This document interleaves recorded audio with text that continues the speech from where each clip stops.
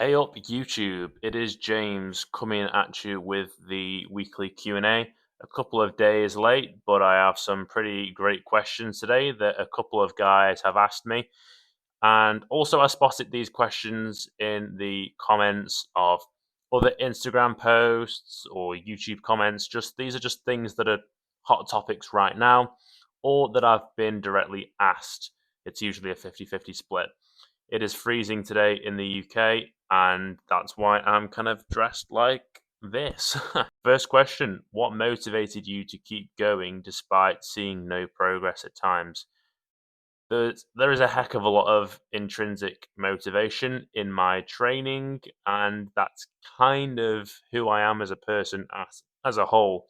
If you're someone who has a goal physique in mind and you look up to certain idols, or maybe you were bullied when you were young, or there's pressure on you from other people, or you want to impress someone, or maybe you want to do it because you have kids and you want to be healthy for them, or you want to be more attractive to your wife, whatever. These are all, maybe you have financial drivers, for your business, you need to look good as well. These are all amazing extrinsic drivers that somewhat apply to me, but really, I don't really care if I gain a few pounds of fat and my partner thinks less of me. I don't really care what my audience thinks if I've gained fat and what my audience thinks of me. In terms of gaining muscle, I could be a bit skinnier and I wouldn't care what people on the street would think of me. So really, in terms of keeping me motivated despite seeing no progress, it all comes from within, trusting the process and looking at the program instead of the weight on the scale, because muscle growth is slow. So you're not going to be seeing change on the scale month to month, like a kilogram of muscle every month. No, it's not going to happen when you're even intermediate, let alone an advanced lifter. So trusting faith. This is the beauty of keeping faith in progressive overload and faith in your program. As long as the program, generally speaking, is doing well, then you are gaining. You're not gonna go from 10 reps on your curl to 15 reps on your curl and not have with the same weight and not have slightly built more muscle in the biceps. Okay, it won't be measurable. It won't be visually different, but you have gained a microgram of muscle on the biceps. Okay, so trust the program, and if you're extrinsically motivated, that's fine, but you may need to look for some intrinsic drivers and just love going to the gym. Second question: do you usually work out solo? Yeah, all the time, for lots of reasons. I do a lot of, shall we say, consumer facing work, and I also do jujitsu, so that's a group activity. The gym is a time for me to be completely alone with, I suppose, the people who are around me at the gym. But yeah, I just like to get my head down. I will never get a training partner. I do have friends, but most don't live nearby, and even fewer train the same style as me. I've never been one for the "come on, bro, 3 more reps." That's never been me. Um, yeah, I just like to lock in and do my own set and do it myself, without a spotter. I don't even need spotters for the exercises that I do. Question three: did you ever experience nausea on leg days or high intensity training? Yeah, I used to experience nausea all the time. That was when I was a bit heavier, and also I didn't do any conditioning work whatsoever. I didn't do jujitsu. I didn't do any steps. It was literally be sedentary, drive to the gym, go to the gym, go back and carry on with work. And yeah, I had pretty bad nausea because my heart was going from 60 beats per minute to suddenly 300 beats per minute and then back down to 60. So yeah, a sharp spike is bound to cause nausea. Try to get in at least 4,000 steps a day, maybe do 1 or 2 days of moderate cardio per week, ideally way more. My attitude to cardio as a whole is changing as it happens. So generally, it's not about the intensity though; it is adapting to the volume of the work.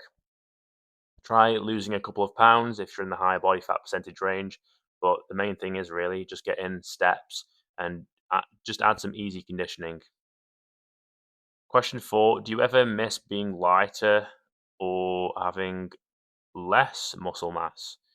Yeah, I do actually, because day to day, even when I eat enough food, I don't feel. Sometimes I don't feel have. I feel like sometimes I don't feel like I have as much energy as what I used to. Having muscle mass is very energy taxing. So you're faced with this issue of don't have enough food for the day, which will save digestive comfort, but then you won't recover enough and then you'll feel tired. Or have plenty of food and recover from your workouts, but then the digestive comfort and mental drain is taxing as well. Yeah, it's tough. It is tough. It's only going to get tougher. It just comes down to good time management and dietary practice, really. Next question: have you ever used supplements? Yes, I have. I use creatine. I use whey protein now and then, but to be honest, that's really kind of a food, not a supplement. That's pretty much the only thing I recommend, other than obviously caffeine. Yeah, that's pretty much it.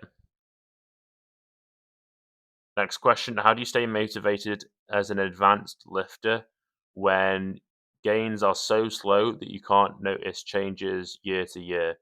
So I'm glad you asked this. This comes so you've kind of reached the point where you're at 99.9% of the infinite capability of your natty journey. I don't believe in a limit, but there is a lifestyle limit. To be honest, man, you're faced with two options. On one hand, I could say, congratulations, you made it. Just maintain what you have for the rest of your life. This isn't a bad idea because you can pursue other things in life that maybe you put on the back burner up till now.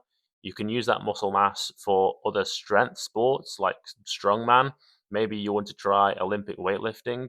So there is that. Just focus on pure technique sports from here on. You could use it in something like a martial art. Maybe you want to do martial arts like 3 to 6 days per week. If you're jacked and you learn martial arts, then within like 2 years, you're going to be an absolute beast all round.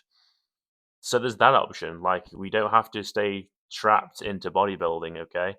The other option is lock in and just keep going, keep grinding out to get an extra few pounds of muscle every other year and just completely destroy your mental limit on what you thought was possible for your natural potential. But I'm definitely going down the route of, as long as I'm getting in 3 to 4 training sessions per week and I'm slowly progressing, I'm okay sacrificing some gains because I have other things that I'd like to pursue. Even though when I'm in the gym, I do always lock in my efforts. I'm always like on it.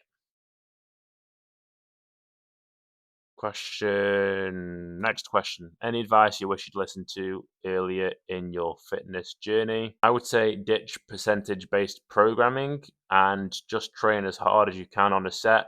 When you have a goal rep range in mind for that movement, then increase the weight. You don't need the permission of a program to boost the weight. You don't need to hit percentages. If you feel like you have more in the tank, then I did percentage based programming for quite a long time. That's because I came from a powerlifting kind of mindset. And I got the most gains when I just went all in on a set to failure. The other piece of advice that's kind of related to that is don't get emotionally attached to exercises. I was doing purely like squat, bench, deadlift, and some back exercises for the first few years of my training. And I got big and strong and jacked, but I had no chest. I had a spider physique. My quads were lacking, even though I was squatting a fair bit. So I would tell myself, look, if you get an absolutely amazing stretch and soreness from a seated leg curl instead of a deadlift in your hamstrings, then just do leg curls, don't do deadlifts. If you want to do single leg presses for the next few weeks instead of low bar barbell squats, then do that. So my advice would be to give full effort and find movements that work for you. It's very simple advice, but people mess it up because they're always looking up on Instagram the best bicep movements, or they're sold rubbish programs by whoever on the internet that are all percentage based. Or yeah, man, just train hard and focus on weight on the bar or the cable stack or whatever movement you're doing. Have you ever trained through illness or life obstacles? Yeah, I mean, the biggest obstacle that I had was probably when all the gyms shut down.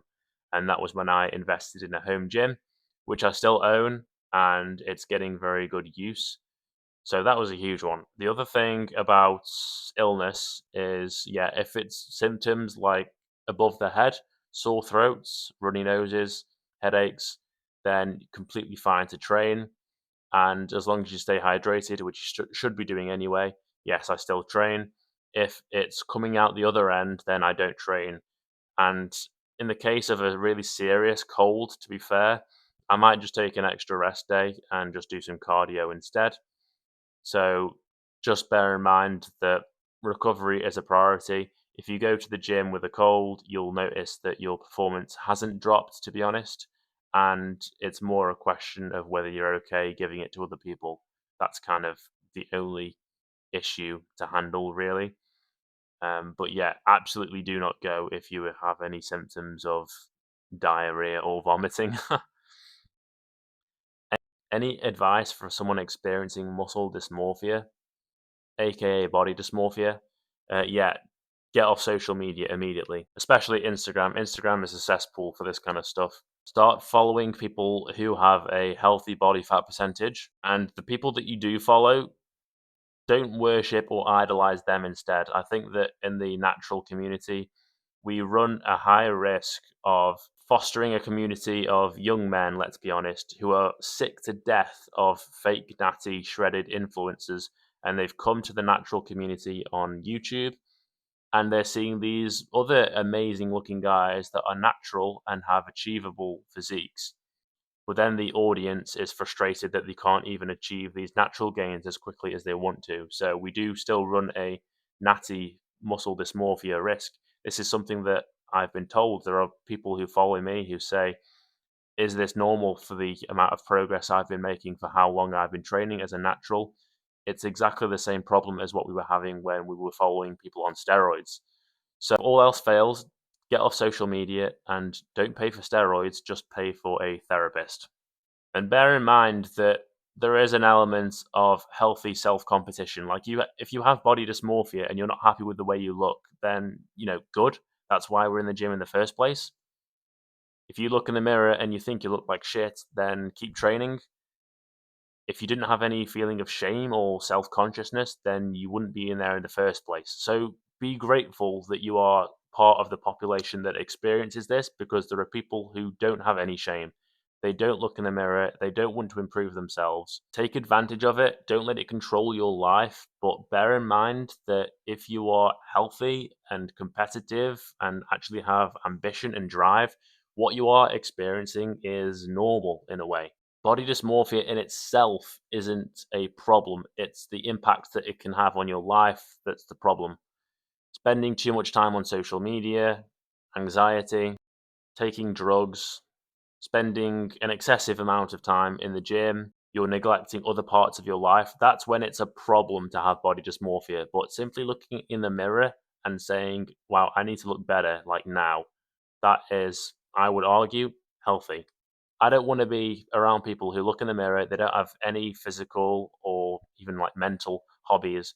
They're 300 pounds and they go, I don't care how I look, I just want to eat shit for the rest of my life. I don't want to be around that kind of person. So, yeah, tough talk there. How did you build your delts to be your standout muscle group? My delts naturally respond quite well to training. I've been asked about volume and exercise selection for these things. It's no different to what you've already been told. I really like cable lateral raises or any kind of lateral raise that has a nice deep stretch on the delt. I've done lots of overhead pressing in my time. Overall, it's going to be a focus on rowing, overhead pressing, and lateral raise variations for the average person. A huge focus on rowing, by the way, because that is going to grow the rear delts really, really well. So, row, just keep rowing, guys, honestly. And rowing in itself has been shown to grow the side delts as well. So, that's something to bear in mind. Do you train calves and other muscle groups? I train my calves and forearms as of recently because I've noticed that my FFMI has been stalled for quite a while now, and I do wonder if there's an extra few points that I can bump it up by getting some muscle mass in my calves and forearms. So yeah, I'm doing cable work for the forearms. I'm going to be adding some fat grip work too. This is going to be on my next bulk when I add some more stuff. I've been doing single leg calf raises on the belt squat machine, which are absolutely amazing, by the way. Don't do any work on the seated calf raise, that's a complete waste of time. Standing straight legged calf raises, just superset it in with your workout wherever you can, is amazing. I do also do tib raises, by the way, just to keep my knees healthy for jiu-jitsu and just for later in life. Like if you have weak tibs, it can cause a lot of problems in the kinetic chain. So yeah, just slip calf work wherever you can and go heavy. Like people get bored of it because they go too light. Like I'm doing heavy sets of 6 to 10 on the standing calf raise, seriously. And my calves are wicked sore for a couple of days. So stay tuned for a calf transformation. Are there any exercises that you struggled with earlier on but now benefit hugely from? That's a really interesting question. So, yeah, any kind of work with dumbbells on chest I didn't used to vibe with. They were unstable. I couldn't get a nice stretch, or I'd kind of mess up my shoulders a little bit. Like I just feel too like tweaky and sore in the rotator cuff. But now I've gone to neutral grip fly presses, and I've focused on. Well, first of all, I used a lighter weight, a considerably lighter weight. Focused on building that mobility by building a nice deep stretch, and just sticking at them for a long time. I'm up to like 90 pound on the fly presses now. They are one of my strongest lifts. I don't even know how much I can bench press. It's probably not bad, but yeah, dumbbell work, flat dumbbell work, incline dumbbell work on the fly presses. I used to really struggle with any kind of dumbbell press, but now I'm pretty good at them. That is the Q&A for today. I'll be taking questions for next week's Q&A. Let me know what you thought of this. It was quite a barrage of information, so I might even go over a couple of these questions again next time. If there's any questions that you have, let me know. Otherwise, peace.